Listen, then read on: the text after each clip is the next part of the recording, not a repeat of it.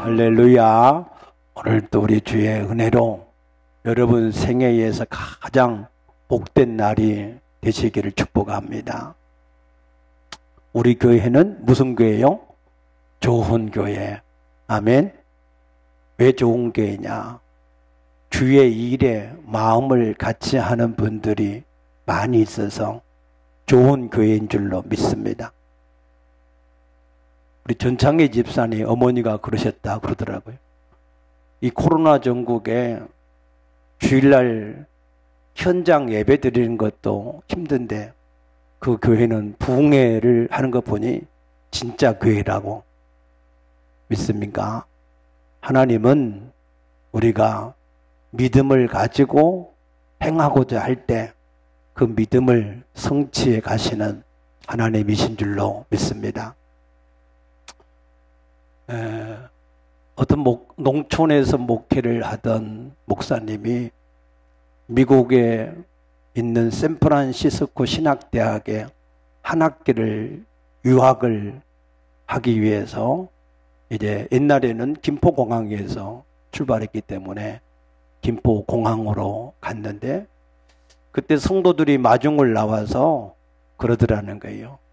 목사님, 농촌 목회하느니라고 영어 공부도 제대로 못 하셔서 답답하시겠다고. 그러니까 그 목사님이 답답하기는 뭐 내가 답답할 게 뭐가 있냐. 답답하면 지들이 답답하지. 나는 배고프면 헝그리 그러면 되고 감사하면 땡큐 그러면 되지. 예, 답답한 것은 지들이 못 알아들으니까 답답할 뿐이라. 말이 되지요? 예, 그래서 그분이 이제 미국에 처음 가니까 그래서 이게 공항에 내려서 학교 기숙사로 가는데 처음에 이게 익숙하지 않다 보니까 당황했던지 기숙사 가서 보니까 007 백이 없어진 거예요.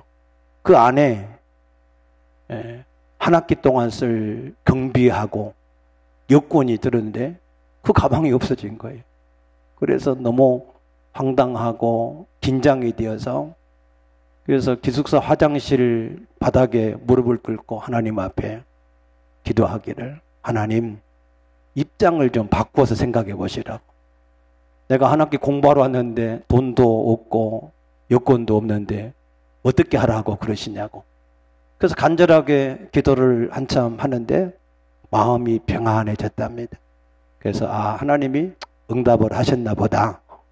여러분들이 기도할 때 하나님 앞에서 어떤 부담을 가지거나 긴장을 가지거나 두려움을 가지고 기도할 때 그 마음의 평안함이 주어지면 하나님께서 그 일을 응답하신 줄로 믿으시기 바랍니다. 그래서 편안하게 자고 아침에 이제 학교에 가려고 기숙사 문을 열고 나가는데 뭐가 문에 턱 걸리더라는 거예요. 그래서 보니까 자기가 잃어버렸던 가방이 바로 문 앞에 있는 겁니다. 할렐루야. 예. 그래서 가방을 열어보니 그 안에 돈도 그대로 있고 여권도 그대로 있고 그래서 너무 기뻐가지고 가방에다가 입을 맞추고 그러면서 이제 학교에 수업을 드리러 가는데 어떤 학생 하나가 헤이 코리아 피스터냐고. 그래서는 맞다고 내가 한국서 온 목사라고 그랬더니 혹시 가방 받았냐고. 왜 잘 받았다고. 어떻게 된 일이냐고. 그랬더니 그 학생이 자기가 학교에 올라오고 그러는데 어떤 사람이 계속해서 차를 세우라고 그렇게 신호를 해서 세웠더니 그분이 와서 말하기를 어제 공항에서 공중전화 박스에서 가방 하나를 주었는데 그 가방을 열어보니까 거기에 당신 샌프란시스코 대학에 유학을 온 학생 같은데 가방을 놔두고 가서 내가 가지고 왔다고. 내가 지금 바빠서 학교에 못 갖다 주니까 당신이 대신 좀 갖다 달라고. 그래서 그 학생이 가방을 가지고 와서 학교에 와서 물어보니까 기숙사가 어딘지 물어보니까 알려줘서 그 당신한테 전해주려고 아무리 두드려도 당신이 안 나와서 가방을 놔두고 왔었느라고. 아멘입니까? 하나님은 우리가 연약하고 부족하고 실수가 많아도 하나님은 온전하셔서 우리를 책임지고 인도해 가시는 하나님이신 것을 믿으시기 바랍니다. 그 하나님께서 우리를 특별히 이 코로나 전국 속에서 부흥회를 하게 하셔서 우리에게 하나님의 말씀을 주신 줄로 믿습니다. 그 말씀의 핵심 메시지가 두 가지였는데 여러분 혹시 기억하십니까? 첫째는 예수님이 공중에 재림할 때에 우리가 그 공중에서 그 예수님을 영접을 할 수 있어야 된다. 한마디로 휴거를 받아야 된다 그랬습니다. 또 다른 하나는 우리가 하나님의 나라에 갔을 때에 상급을 받는 그런 신앙이 되어져야 된다라고 하는 말씀을 전했습니다. 여러분 기억이 나시기를 축복합니다. 그래서 초대교회는 예수님이 승천을 하실 때 사도행전 1장 11절에 보게 되면 예수님이 부활하셔서 40일 동안 이 땅에 계시면서 오직 한 가지만 말씀하셨어요. 뭘 말씀하셨습니까? 하나님 나라에 대해서 말씀하셨어요. 그래서 그 하나님 나라에 대해서 말씀하시고 그들이 보는 것 가운데에 들려 올려져서 승천하셨습니다. 그걸 제자들이 멍하니 다 쳐다보고 있을 때 흰옷을 입은 두 사람이 그들 곁에 서서 말하기를 너희가 어찌하여 올려져 가는 예수님을 쳐다보고 있느냐? 그 예수님은 너희가 올려져 가시는 그 모습 그대로 다시 너희에게 오시리라. 믿습니까? 예. 그렇게 말씀하셔서 이 초대교회의 소망은 오직 한 가지였습니다. 예수님께서 빨리 올려지신 그대로 다시 공중에 우리 가운데 오시기를 바라는 것이 초대교회의 간절한 소망이었습니다. 그래서 베드로후서 3장 12절에 보게 되면 하나님의 날이 임하기를 바라보고 간절히 사모하라 그랬습니다. 그래서 초대교회는 오직 예수님이 다시 오시는 강림, 그 공중에 강림하실 것을 바라보고 신앙생활을 했습니다. 그런데 이 사단은 우리의 신앙생활 중에서 가장 중요한 부분만 우리가 알지 못하도록 역사를 했습니다. 어떤 일이냐?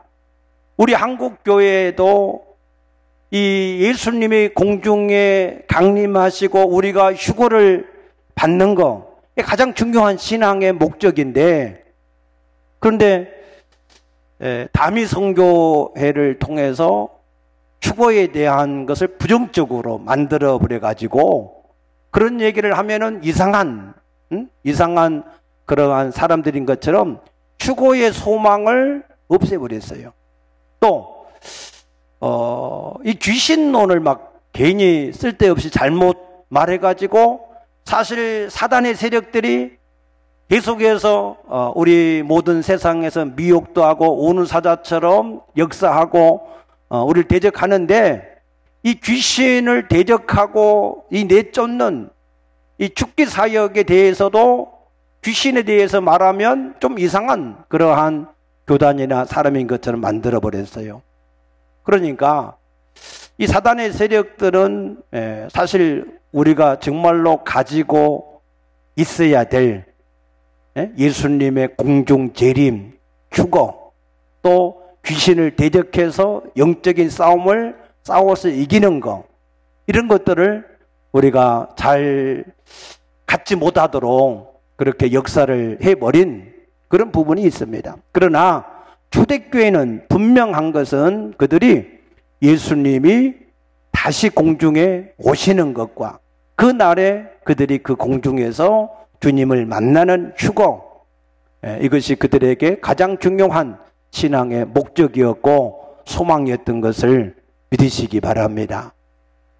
그래서 예수님은 제자들과 함께 계시면서 요한복음 14장 2절에 말씀하시기를 내가 너희를 위하여 처소를 예비하러 가노니 내가 처소를 예비하면 너희에게 다시 와서 너희를 나 있는 곳으로 영접하여 영원히 함께 있게 하시리라고 약속하신 줄로 믿습니다. 그래서 우리가 이 예수님이 우리를 구원해 가시는 과정, 이 과정을 예수님이 유대의 결혼, 이 애식하고 거기에 연관해서 말씀하시는 내용이 많이 있습니다. 예수님은 요한복음 15장에서는 뭐라고 그랬어요? 나는 포도나무요 너희는 가지다 라고 예수님은 포도나무로서 또 우리는 그의 가지 된 자로서 관계를 구원을 그걸 가지고 구원을 설명하셨습니다. 그렇듯이 예수님이 우리의 신랑으로 오시는 신랑 되시는 예수님이고 교회의 성도들은 그 예수님의 신부로서의 관계, 신랑과 신부의 관계를 통해서 이 구원의 관계를 설명을 많이 하셨습니다. 그래서 우리가 이 구원의 관계를 잘 이해하려고 그러면은 이 유대인들의 결혼 풍습, 이 풍습을 먼저 잘 이해를 하셔야 됩니다. 유대인들의 결혼식은 유대인의 성년이 13살, 남자는 13살, 여자는 12살인데 이 성년 13살에서 18세까지 이때를 결혼 정년기로 보고 그때의 결혼식을 합니다. 물론 지금은 남녀가 24세 정도 돼야 결혼 정년기로 랍비들은 해석을 하고 있습니다. 그런데 아무튼 그때가 되면 이제 양가 집안끼리 서로 어느 정도 합의가 되어졌을 때 그래서 신랑이 될 사람이 증인이 될 만한 집안의 어른을 한 분 모시고 신부의 집에 청혼을 하러 갑니다. 이때 갈 때 신랑은 3가지 물품을 가지고 가야 됩니다. 첫째는 서약서, 둘째는 포도주, 셋째는 은금, 돈을 가지고 가는 겁니다. 그래서 신랑이 이 처갓집 장인 될 사람한테 가서 자기를 소개합니다. 나는 아목의 지파의 아목의 집안의 누굽니다 하고 이제 소개를 하면 이 장인 될 사람이 그 신랑의 인간 됨됨이 그러한 됨됨이를 지정의적으로 물어보고 또 신부에게도 정말로 이 사람에 대해서 얼마나 아는지 또 얼마나 사랑하는지 또 얼마나 그를 위해서 희생하면서 살 각오가 되어 있는지 이런 걸 물어보고 그런 것이 서로 이제 다 동의가 되면 그러면은 이제 서약서에 서약을 하고 그리고 가지고 간 포도주에서 서로 신부 한 잔, 신랑 한 잔 먹으면서 그 서약서에 몇 방울을 떨어뜨리게 됩니다. 그리고 그 신부에 대한 가치를 이제 이 가격을 정해서 이 장인에게 이 은금을 값을 치릅니다. 이것은 야곱이 삼촌 라반의 집에서 레아와 라헬을 위해서 14년 동안 봉사를 했는데 그 사람을 값으로 사는 게 아니라 그 신부를 이제 낳고 기르는 그러한 수고에 대한 감사의 이 값을 말하는 것입니다. 그렇게 값을 지불하고 나면 이제 이 정혼을 선포를 해서 그 신부의 집에서 잔치를 합니다. 그 잔치가 끝나면 이제 신랑은 자기 집으로 돌아가고 신부는 그 집에 남습니다. 그래서 신랑이 자기 집에 돌아가서 자기가 이제 앞으로 살아야 될 집을 열심히 이제 아버지의 지도를 받아가면서 건축을 합니다. 신부는 그동안에 이제 자기가 시집가서 살아야 될 그 집의 가풍, 그 집안의 이러한 내용을 잘 익히고, 또 그동안에 뭐 이렇게 여러 가지 요즘으로 말하면 연애 편지나 같이 찍었던 사진이나 뭐 이런 것들은 다 이제 정리하고 오직 신랑만을 위한 마음을 가지고, 그리고 몸과 마음을 정결하게 준비를 합니다. 그때에 신랑의 아버지가 이제 이 아들이 집을 어느 정도 다 지었다 이렇게 생각이 되면 그 아들을 불러서 이제 가서 신부를 데리고 와라 라고 말씀을 합니다. 그런데 그 때는 천사들도 모르고 그 아들도 모른다 그랬어요.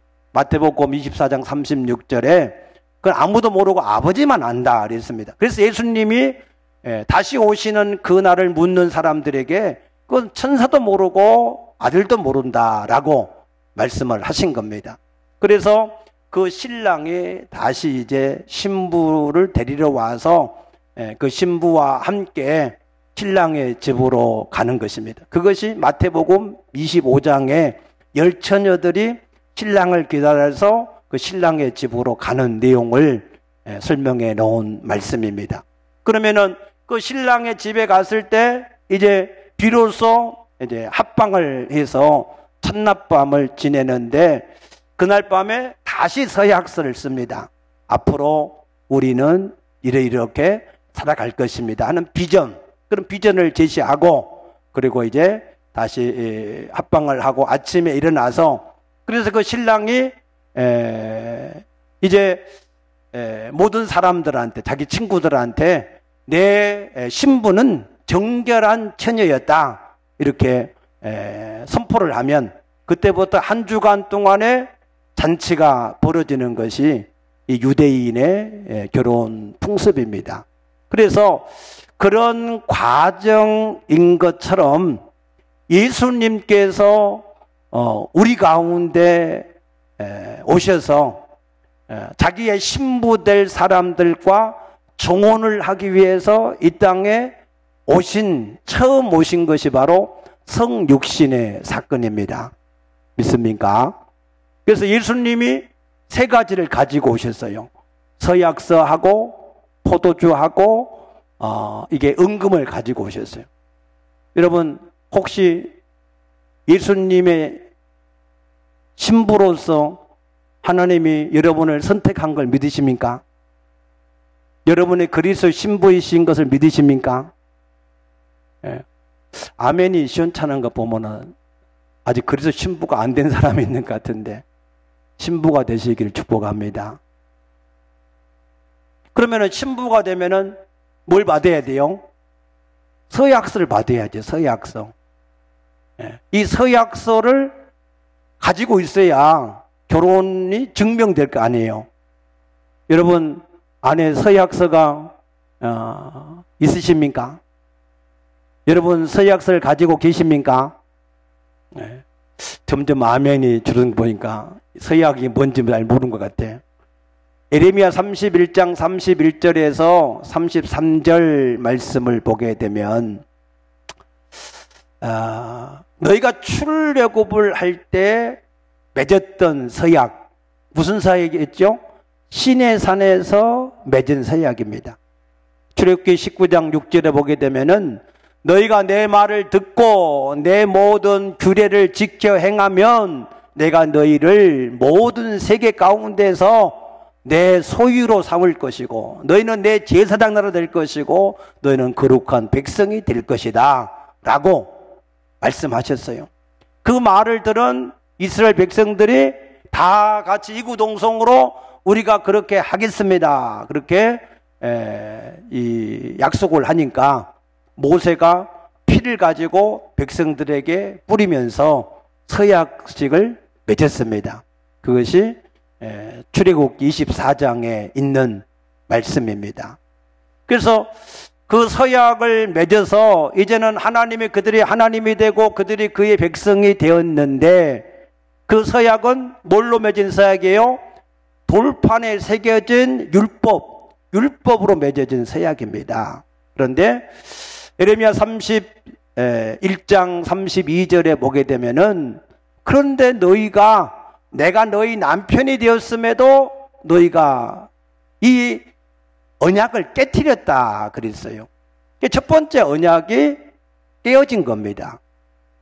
그랬을 때 예레미야는 예레미야 31장 33절에 새 언약을 말씀하셨어요.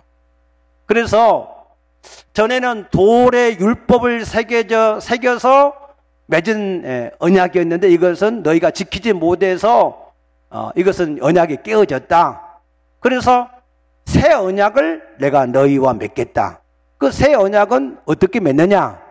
이제는 내 말을 너희 속에 두겠다 그러셨어요. 너희 마음에 두겠다라고 말씀하셨어요. 하나님의 언약을 이제는 돌판이 아닌 너희 속, 너희 마음에 두고 언약을 맺겠다는 거예요. 그 마음에 두신다라고 하는 언약, 우리 시간이 좀 가지만 여러분들 한번 중요하니까 한번 찾아보십시다.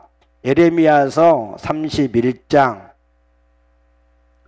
31장 33절 보면 그러나 그날 후에 내가 이스라엘 집과 맺은 언약은 이러하니 곧 내가 나의 법을 그들의 속에 두며 그들의 마음에 기록하여 나는 그들의 하나님이 되고 그들은 내 백성이 될 것이라 여호와의 말씀이니라 그랬습니다. 믿습니까? 예. 그래서 새 언약을 맺는다는 거예요. 근데 새 언약이 어떻게 맺어져요? 나의 법을 그들 속에 두고 그들의 마음에 기록한다.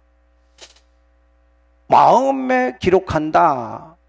법을 너희 속에 둔다. 이게 도대체 무슨 말인가 하고 성경을 보면 에스겔서 36장 27절 보십시다.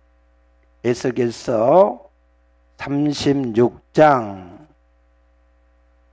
27절에 보면 또 내 영을 너희 속에 두어 너희로 내 율례를 행하게 하리니 너희가 내 규례를 지켜 행할지니라 그랬습니다. 예수님의 새 언약은 뭘로 한다고요? 내 영, 내 영을 너희 속에 두어서 그것을 이루실 것이다. 믿습니까? 그러면 그 영이 도대체 어떤 영이냐? 그 영을 보니까 요한복음 14장 17절에 보시면 그 영은 진리의 영이라 그랬어요.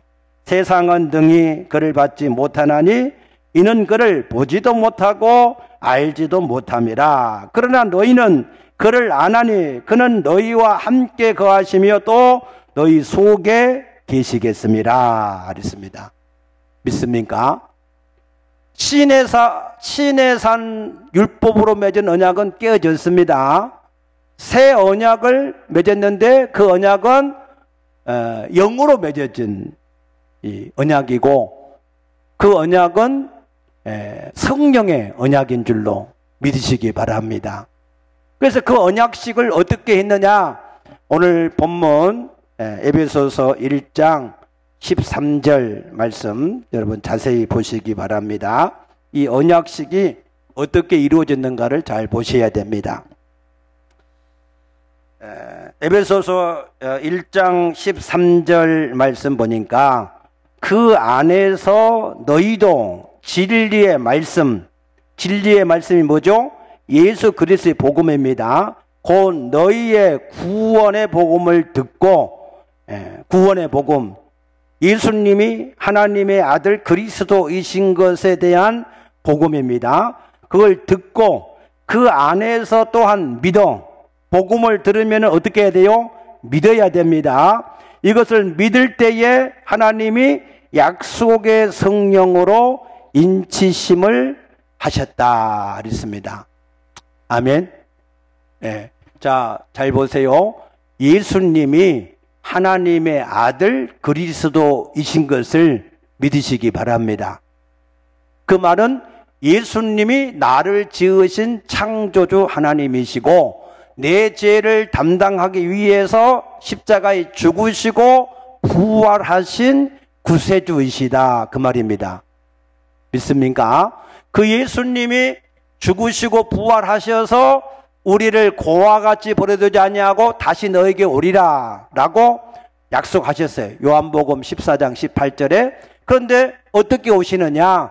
요한복음 14장 16절에 성령으로 찾아오신다 그랬습니다.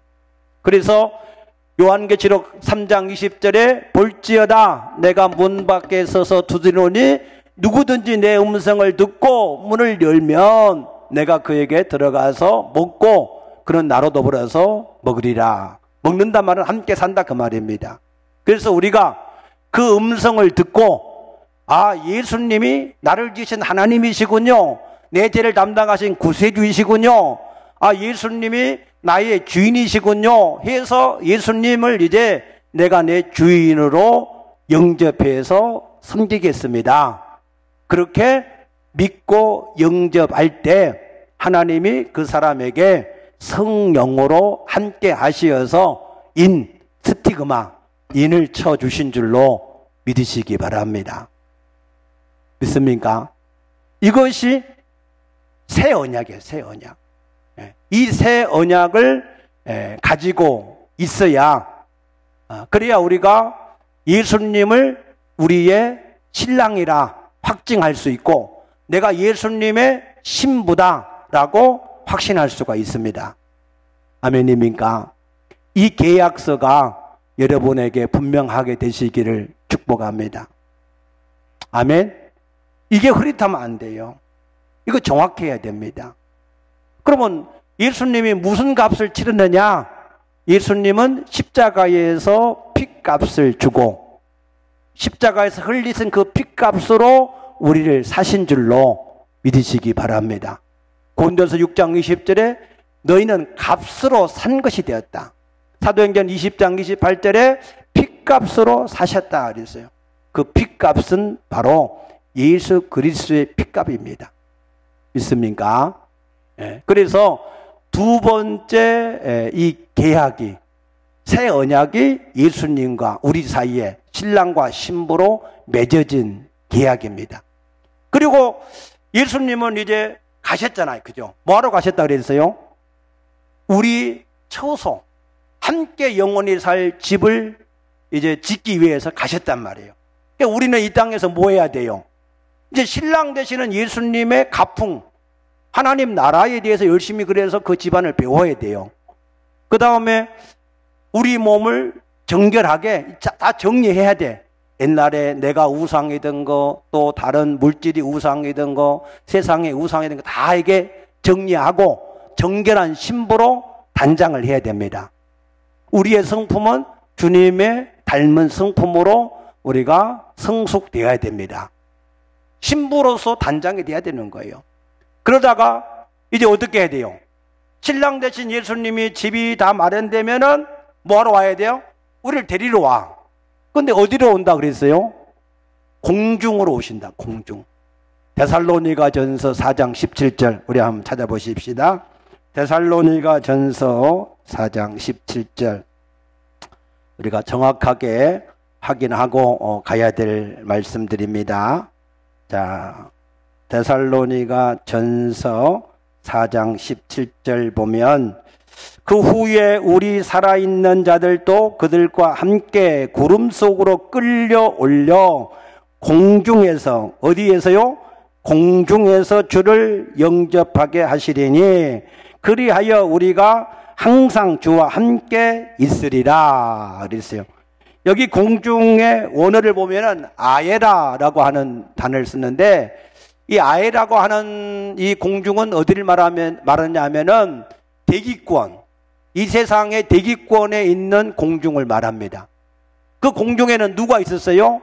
에베소서 2장 2절에 보니까 사탄의 세력들이 불순종하는 아들들 가운데 역사하는 악한 영이 공중의 권세를 잡고 이 사람들을 괴롭히고 있었습니다.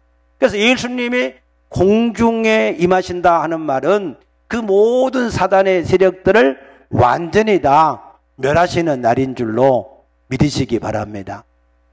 그 사단의 세력들이 요한계시록 12장 20절에 보면은 공중에서 미가엘과 전쟁을 해서 패하니까, 그러니까 어디로 쫓겼어요? 땅으로 쫓겼다 그랬어요. 그래서 땅과 바다는 화가 있을 것이다. 그 화가 바로 7년 대환란의 화인 것입니다. 그리고 그 공중에서 우리가 예수님을 영접을 이제 하는데, 그 영접하는 내용이 마태복음 25장에 열처녀가 예수님을 이제 영접하는 그 단어를 그대로 썼는데, 그 단어가 바로 아판테신이라고 하는 단어인데, 이거는 무슨 뜻이냐면, 옛날에 황제나 왕들이 어떤 도시에 이렇게 방문을 할 때 그 도시의 수령과 모든 백성이 나와서 이 왕을 공개적으로 영접한 내용이 아판테신이라고 하는 영접이라고 하는 단어의 뜻입니다. 자, 그렇게 해서 공중에 우리가 이 예수님을 맞으러 가는데, 그때 그 공중에 예수님을 맞으러 가는 그 신부의 이 모습은 어떤 모습일까? 그 모습을 고린도전서 우리 한번 찾아보십시다. 고린도전서 15장. 고린도전서 15장 51절부터 보면, 보라, 내가 너희에게 비밀을 말하노니 우리가 다 잠잘 것이 아니요 마지막 나팔에 순식간에 호련히 다 변화되리니. 아멘. 우리가 호련히 변화돼요. 어떻게 변화되느냐? 나팔 소리가 나매 죽은 자들이 썩지 아니할 것으로 다시 살아나고, 먼저 주 안에서 죽은 자들이, 우리 육체는 썩을 몸이잖아요. 그래서 썩을 몸인데 다시 썩지 아니할 몸, 무슨 몸일까요? 부활체의 몸. 부활체의 몸으로 다시 살아나고 우리도 변화가 되리라. 아멘입니까? 그래서 이 썩을 것이 반드시 썩지 아니할 것을 입겠고 이 죽을 것이 죽지 아니함을 입으리로다 그랬습니다. 그날에 우리의 몸의 부활이 함께 이루어지는 것을 믿으시기 바랍니다. 믿습니까? 자, 이게 왜 중요하냐 하면, 여러분, 요한계시록에서 7인, 7나팔, 7대접의 재앙들, 아마겟돈 전쟁, 이런 것을 우리 생각할 필요 없어요. 그건 몰라도 돼. 우리는 예수님이 공중에 강림하실 때에 거기에 휴거가 되어져서, 그래서 그 예수님을 영접하면 나머지는 아무 의미가 없습니다. 믿습니까? 네. 그 나머지는 우리가 상관할 바 아니에요, 그거는.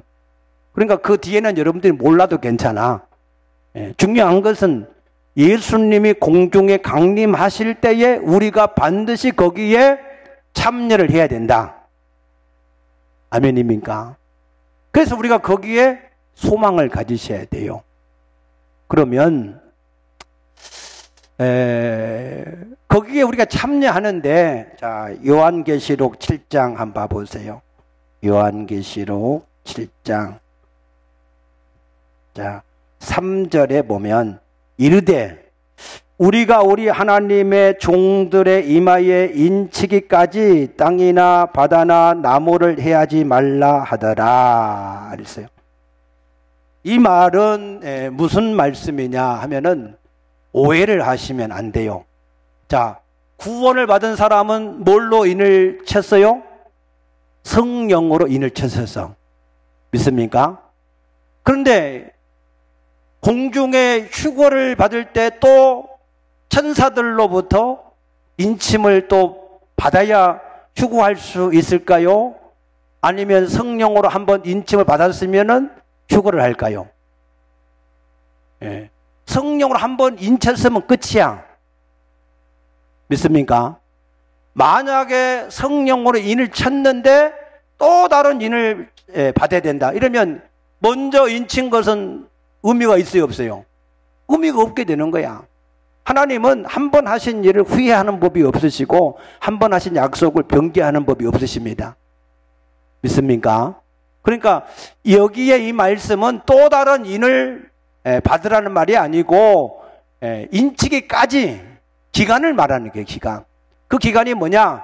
마태복음 24장 14절에 보게 되면 예수님이 재림을 하시려고 할 때, 세상의 종말이 될 때 많은 지진, 기근, 전쟁 많은 것이 있는데, 그런데 이 복음이 땅끝까지 증거가 된 이후에야 그것이 이루어져야 될 것이다 말씀하셨어요. 믿습니까? 또 고린도 후서 5장 1절에서 5절 말씀 보게 되면 우리가 부활체의 몸을 얻을 때에 거기에 대한 보증, 그 보증이 뭐냐? 성령이라 그러셨어요. 고린도 후서 5장 보십시다. 자, 고린도 후서 5장 1절부터 쭉 보시면 만일 땅에 있는 우리의 장막집이 무너지면 하나님께서 지으신 집, 손으로 지은 것이 아니요 하늘에 있는 영원한 집이 우리에게 있는 줄 아느니라. 여기에서 말한 영원한 집은 천국에 있는 집을 말하는 게 아니에요. 왜 그렇습니까? 2절에 참으로 우리가 여기서 탄식하며 하늘로부터 오는 우리 처소로 덧입기를 간절히 사모하노라. 믿습니까? 하늘로부터 오는 처소를 덧입는다. 이거 부활체를 말하는 겁니다. 그래서 이 부활체를 이제 우리가 받는데 5절에 보면은 곧 이것을 우리에게 이루게 하시고 보증으로 성령을 우리에게 주신 이는 하나님이시다. 아멘입니까? 이 부활체를 입는 보증으로 뭘 주셨어요? 성령을 주셨어요. 성령으로 인을 친 거예요. 그래서 그것이 우리의 보증이 되는 겁니다. 그래서 우리가 예수님이 공중에 재림하실 때에 거기에 참여할 수 있는 사람은 성령으로 인을 받은 사람, 성령으로 하나님이 인을 친 사람, 그게 중요한 거예요. 믿습니까? 여러분이 언제든지 성령으로 인침 받은 것이 확실하면 아무것도 걱정할 필요가 없습니다. 그날에 공중에 주님이 재림하실 때 우리를 끌어올려서 그곳에서 주님을 영접을 하게 하실 줄로 믿습니다. 그래서 중요한 것은 과연 그러면은 나는 성령으로 인침을 정확하게 받았느냐? 과연 하나님의 성령이 내 안에 정말로 와서 계시느냐? 그게 중요한 거예요. 그래서 고린도후서 13장 5절에 너희가 믿음 안에 있는가? 너희 자신을 시험하고 확증해라. 만약 예수 그리스도께서 너희 가운데 계신 것을 알지 못하면 너희는 버림을 받은 자다. 이랬습니다. 그러면은 예수님이 과연 우리 가운데 오신 것을 우리가 어떻게 알 수 있느냐? 마태복음 7장 21절에 예수님이 열매로 알 수 있다. 그럼 그 열매가 뭐냐? 그 열매는 로마서 14장 8절. 너희는 이제 너희를 위해 사는 자도 없고 너를 위해 죽는 자도 없다. 너희가 사나 죽으나 주를 위해서 사는 자다. 그것이 열매라는 거예요. 하나님의 성령이 과연 내 가운데 오셔서 나를 인을 쳤다. 그 사람은 그 삶의 열매가 어떻게 돼요? 살든지 죽든지 이제는 오직 하나님을 위해 사는 거예요. 내가 건강할 것이냐, 부자가 될 것이냐, 사업이 잘 될 것이냐, 뭐가 앞으로 잘 될 것이냐, 그런 걸 위해 사는 게 아니에요. 그런 게 기준이 아니에요. 하나님이 내가 원하는 게 아니라 주님을 위하여서 하는 이 기준이, 자연 내가 이렇게 하는 것을 주님이 기뻐하시냐 싫어하시냐, 그것이 우리 삶의 기준이고 그것이 우리의 열매다. 믿습니까? 그러면 우리가 범사에 항상 우리가 그렇게 살 수 있느냐? 아니에요. 그렇게 살 사람이 누가 있겠습니까? 그런데 우리 기본 베이스는 항상 그 의식의 믿음이 있어야 된다. 아멘입니까? 그래서 나는 예수와 함께 죽었고 내 주인이 이제 예수님이니까 내가 살아도 주를 위해서 죽어도 주를 위해서 내가 죽겠다. 그 믿음의 베이스 위에 우리가 항상 살아가는 겁니다. 할렐루야.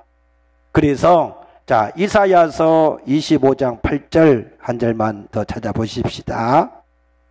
이사야서 25장 8절. 거기 보시면 사망을 영원히 멸하실 것이라 주 여호와께서 모든 얼굴에서 눈물을 씻기시며 자기 백성의 수치를 온 천하에서 제하시리라 여호와께서 이같이 말씀하셨느니라 그랬습니다. 아멘.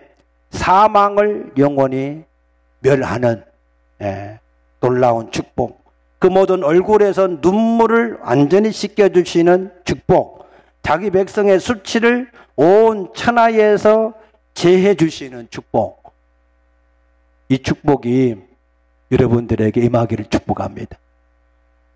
영원한 생명, 눈물이 다시 없고 수치가 다시 없는 완전한 놀라운 하나님의 축복된 구원, 그것이 여러분에게 진실로 임하게 되기를 축복합니다.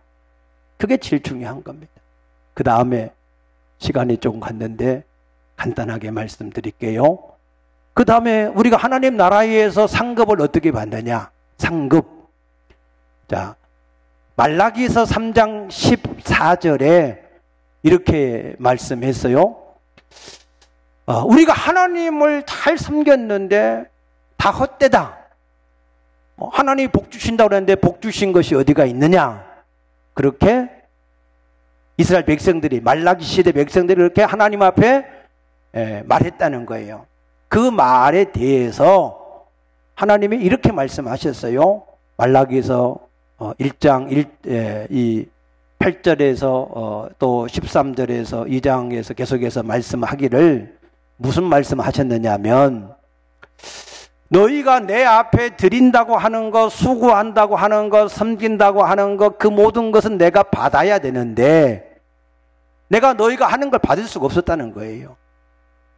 그러니까 우리가 하나님 앞에 나를 지키든 예물을 드리든 예배를 드리든 헌신하고 봉사하든 그것이 하나님 앞에 연락이 되어져야 된다, 그 말입니다. 연락이 안 되면 이사야 1장에 말씀하신 것처럼 내 마당만 밟을 뿐이다 그랬어요. 그러면 얼마나 안타까운 일이에요.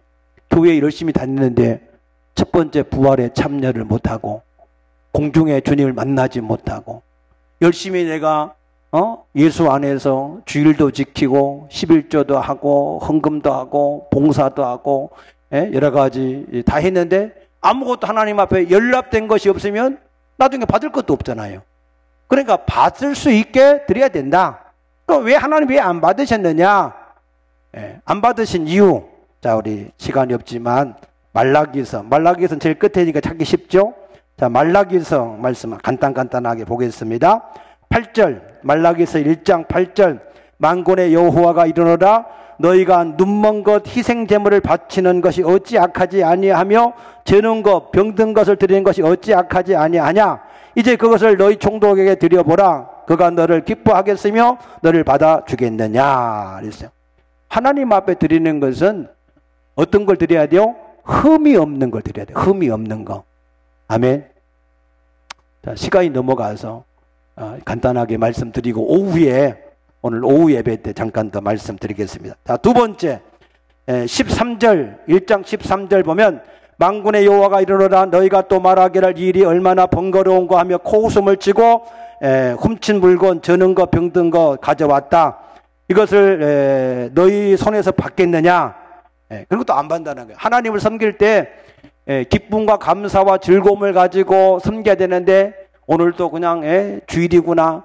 오늘 그냥 또 교회 안 가면 목사님이 전화하고 귀찮게 하시겠지. 그러니까 그냥 교회나 갔다 오자. 그렇게 마음을 먹고 예배하면은 하나님이 받으신다 안 받으신다? 안 받으신다는 거예요. 이사야 58장 13절에 있는 말씀처럼 이날은 즐거운 날이고 존귀한 날이다. 감사함으로 하나님 앞에 나가서 영광을 돌려. 그래야 하나님 받으신다는 거예요. 그렇게 받으시면 어떻게 돼요? 하나님께서 평안의 복을 주시고 존귀의 복을 주시고 풍성한 복을 주시겠다 약속하신 줄로 믿습니다. 주일 한 번을 드려도 하나님 앞에 하나님이 받으실 만하게 드려야 된다 그 말이에요. 아멘입니까? 그 다음에 세 번째 말라기서 2장 이 10절 이하에 쭉 말씀 보게 되면 13절에 너희가 이런 일도 행하나니 곧 눈물과 울음과 탄식으로 여호와의 제단을 가리게 하는도다. 그러므로 여호와께 다시는 너희의 봉헌한 봉헌물을 돌아보지 아니하시며 그것을 너희 손에서 기꺼이 받지 아니하시거늘. 안 받는다. 왜 안 받느냐? 왜 안 받아요? 11절에 보면은 유다는 거짓을 행하였고 이스라엘과 예루살렘 중에서는 가증한 일을 행하였으며 유다는 여호와께서 사랑하시는 그 성결을 욕되게 하고. 성결을 잃으면 우리 자신이 하나님 앞에 드려지기 전에 뭐 해야 돼요? 깨끗해야 됩니다. 믿습니까? 우리가 먼저 하나님 앞에 성결해야 돼요. 성결. 그래야 하나님이 우리가 드리는 예물을 받으시는 거예요. 그래서 예수님이 마태복음 5장에 너희가 하나님 앞에 예물을 드리려고 하다가 형제하고 화목할 일이 생각나거든 예물을 놔두고 형제하고 먼저 화목하고 예물을 드려라. 그래 하나님 받으신다는 거예요. 믿습니까? 그래서 우리는 하나님 앞에 성결의 은혜를 받아야 돼요. 그 성결은 예수를 믿을 때 법적으로는 우리가 정죄에서 자유하게 되었지만 그럼에도 불구하고 우리 가운데 죄가 있습니다. 그러니까 그 죄를 요한일서 1장 9절에 우리가 우리 죄를 자백하면 하나님은 미쁘시고 의로우셔서 우리를 모든 불의한 가운데서 깨끗하게 하신다. 믿습니까? 그 회개를 부지런히 하라는 거예요. 회개를. 아멘입니까? 그래서 여러분 눈만 뜨면 회개를 많이 하시면 하나님과 관계가 항상 소통이 되어서 할렐루야 여러분들이 생각만 해도 하나님이 응답하십니다. 믿습니까? 자, 마지막 말라기에서 3장 10절 만군의 여호와가 이르노라 너희의 온전한 11조를 창고에 들여 나의 집에 양식이 있게 하고 그것은 나를 시험하여 내가 하늘 문을 열고 너에게 복을 쌓을 곳이 없도록 붙지 아니하나 보라 그랬어요. 하나님 앞에 우리가 드려야 될 때 온전한 11조를 드려야 된다. 이것은 온전한 물질을 말하는 것도 첫 번째 있지만 그 다음이 중요해요. 그 다음이 뭐라고요? 나의 집에 양식이 있게 하고. 아멘입니까? 11조를 드리는 것은 하나님 집에 양식을 위해서 드리는 거예요. 양식. 그래서 이 하나님의 집은 뭐 하는 집이에요? 만민이 기도하는 집. 모든 사람들이 죄를 사함받고 하나님을 만나고 하나님의 백성으로 양육이 되어지고 하나님의 사명을 감당하는 집. 믿습니까? 그래서 이 집이 있어야 돼요. 이것을 이룰 수 있도록 해야 돼요. 그걸 목적으로 드려진 것이 온전한 11조입니다. 믿습니까? 자, 시간이 없으니까 느헤미야 13장 10절에 보게 되면은 그렇게 하지 않으면 직무를 행하는 레위 사람과 노래하는 자들이 다 자기 밭으로 도망가 버린다 그랬어요. 그렇게 되면 하나님의 집이 안 되는 거예요. 그래서 온전한 11조를 드리는 것은 이 하나님의 집이 온전하도록 하는 마음.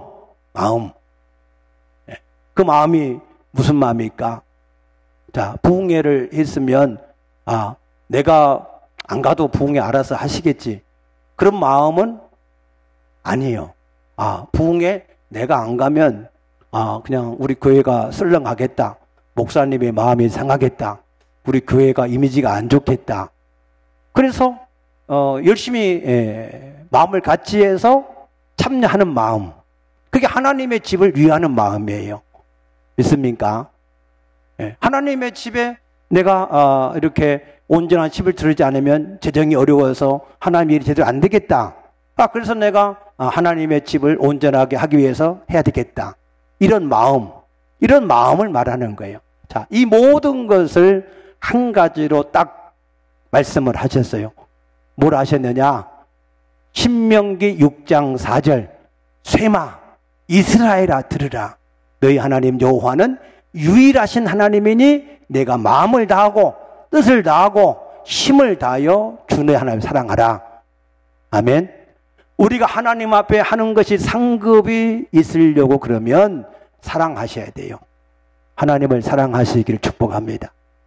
사랑함으로 나를 지키든 애물을 드리든 헌신을 하든 봉사를 하든 내가 하나님을 정말로 사랑하는 마음을 가지고 하는 겁니다.